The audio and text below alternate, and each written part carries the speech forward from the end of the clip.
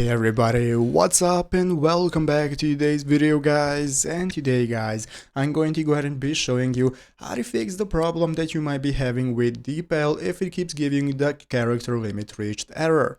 This is a very simple thing to do, so make sure to watch this quick and easy video till the very end, follow my steps correctly, so you can make sure that this works the same for you and you can do this yourself.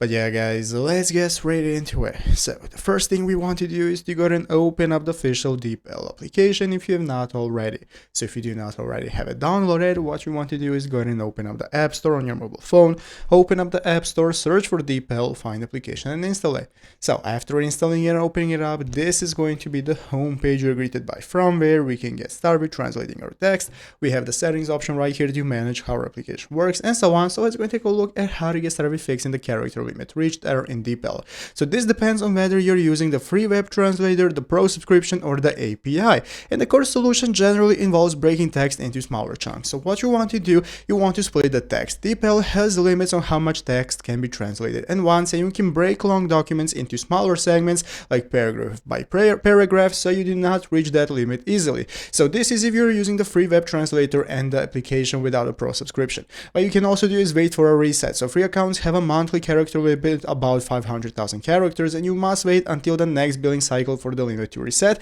So keep that in mind. So basically the best option you have is just to split your text and put it in one by one to get your translations and then combine them, and that's what's the best option you have. So I hope this video was helpful. If it was, make sure to leave a like, subscribe to the channel. Thanks for watching, take care and bye.